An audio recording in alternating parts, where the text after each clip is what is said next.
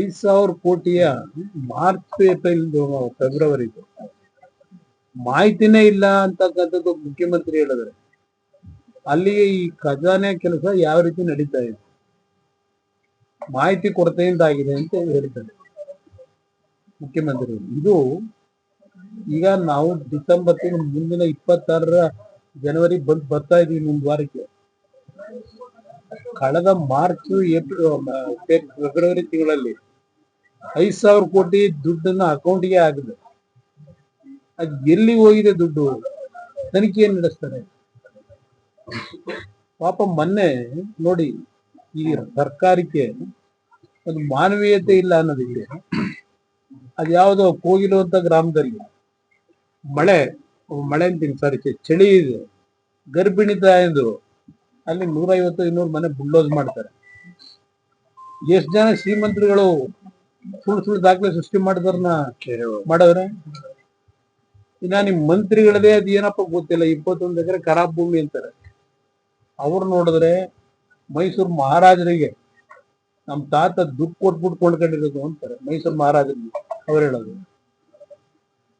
ಆ ಕಾಲದಲ್ಲಿ ಇವ್ರು ಹುಟ್ಟಿದಿರೋ ಇಲ್ಲೋ ಗೊತ್ತಿಲ್ಲ, ಅವ್ರು ಹೇಳ್ತಾರೆ. ಇನ್ನ ಕೆಲವು ಕಡೆ ಇವರೇ SIT ಮಾಡಿ ಯಾವ ರೀತಿ ಅಧಿಕಾರ ದುರುಪಯೋಗ ಪಡಿಸ್ಕೊಂಡು ಯಾರ್ಯಾರ ಮೇಲೆ ಏನ್ ದಬ್ಬಾಳಿಕೆ ಮಾಡ್ತಾರೆ.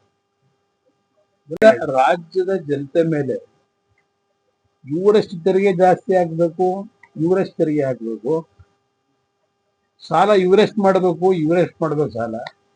ಆ ಕಾಂಪಿಟೇಷನ್ ಅಲ್ಲಿ ಹೊರಟಿರ್ಬೋದೇನೋ ಗೊತ್ತಿಲ್ಲ ನನಗೆ. ಬಜೆಟ್ ಮಂಡನೆ ಮಾಡ್ತಾರೆ ಅಂತ ಸರ್? ಸಿದ್ದರಾಮಯ್ಯ ನಾನೇ ಮಾಡ್ತೀನಿ ಅಂತ ಹೇಳ್ತಾನೆ. ಇವ್ರಿಗೆ ಅದೆಂತದ 45 ದಿವಸದಲ್ಲಿ ದೇವ್ರ ಜೊತೆ ಮಾತಾಡೋರಂತಲ್ಲ, 45 ದಿವಸದಲ್ಲಿ ದೇವ್ರು ಇವರ ಆಸೆ ನೆರವೇರಿಸ್ತಾರೆ ಅಂತ ಹೇಳ್ಕೊಂಡಿದ್ದಾರೆ.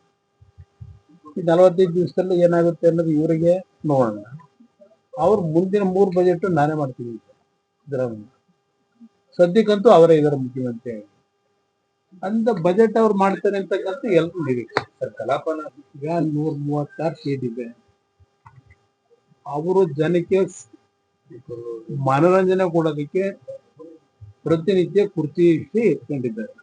ಈಗಾಗಲೇ 3 ವರ್ಷ ಮುಗೀತಾ ಇದೆ.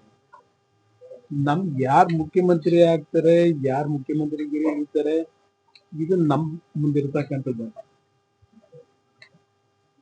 ಇವತ್ತು ರಾಜ್ಯದಲ್ಲಿ ಕಳೆದ 3 ವರ್ಷದಲ್ಲಿ ಕೃಷಿಯನ್ನ ಅವಲಂಬಿತವಾಗಿ ಬದುಕ್ತಾ ಇರತಕ್ಕಂಥ ಗ್ರಾಮೀಣ ಪ್ರದೇಶದ ಕೃಷಿಕರ ಪರಿಸ್ಥಿತಿ ಏನಾಗಿದೆ, ಅದಕ್ಕೆ ಈ ಸರ್ಕಾರ ಏನ್ ಮಾಡ್ಬೇಕು? ಮಂತ್ರಿನೇ ಹೇಳ್ತಾರೆ, ಕಂದಾಯ ಸಚಿವರು, ಈ ಕಳೆದ 2 ವರ್ಷದಲ್ಲಿ 1,02,000 ಕೋಟಿ ಅನಾಹುತಗಳಾಗಿದೆ ಅಂತ. 1,000 ಕೋಟಿ ಕೊಡ್ತಾ ಇದ್ದೇವೆ ಅಂತ ಹೇಳಿ 1,00,000 ಕೋಟಿಗೆ 1,000 ರೂಪಾಯಿ ಕೊಟ್ಟು 1,000 ಕೋಟಿ ಕೊಟ್ರೆ ಯಾವ ರೀತಿ ರೈತರನ್ನ ವಿಶ್ವಾಸ ತಗೊಂಡು ಆತ್ಮಸ್ಥೈರ್ಯ ತುಂಬ್ತಾರೆ? ನನಗೂ ಬೇಕಾಗಿರೋದು ರಾಜ್ಯದ ಅಭಿವೃದ್ಧಿ. ಈ ಸರ್ಕಾರಕ್ಕೆ 5 ವರ್ಷ ಸರ್ಕಾರ ಕೊಟ್ಟಿದ್ದಾರೆ. ನನ್ಗೆ ಯಾರು ಮುಖ್ಯಮಂತ್ರಿ ಆದ್ರೆ ನಮಗಾಗಬೇಕಾಗಿರೋದು, ನಮಗ್ ಬೇಕಾಗಿರೋದು 5 ವರ್ಷದ ಸರ್ಕಾರ ಎಲ್ಲೆಲ್ಲಿ ಅನಾಹುತಗಳಾಗಿದೆ, ಎಲ್ಲಿ ಸಮಸ್ಯೆಗಳಿದೆ, ನಾಡಿನ ಜನತೆಯ ಹಣವನ್ನ ಲೂಟಿ ಹೊಡಿದೆ, ಪ್ರಾಮಾಣಿಕವಾಗಿ ಕೆಲಸ ಮಾಡುತ್ತೆ. ಇದು ನಾನು ಹೇಳ್ತಕ್ಕಂಥ. ಈ ಸರ್ಕಾರಕ್ಕೆ ನನಗೆ ಬರ್ಬೇಕಾದ್ರೆ ನೋಡಿದೆ, ನಾನು ಹೆಲಿಕಾಪ್ಟರ್ ಬರ್ಲಿಲ್ಲ, ಹುಷಾರಿಲ್ಲ ನನಗೆ. ಆದರೂ ಸಹ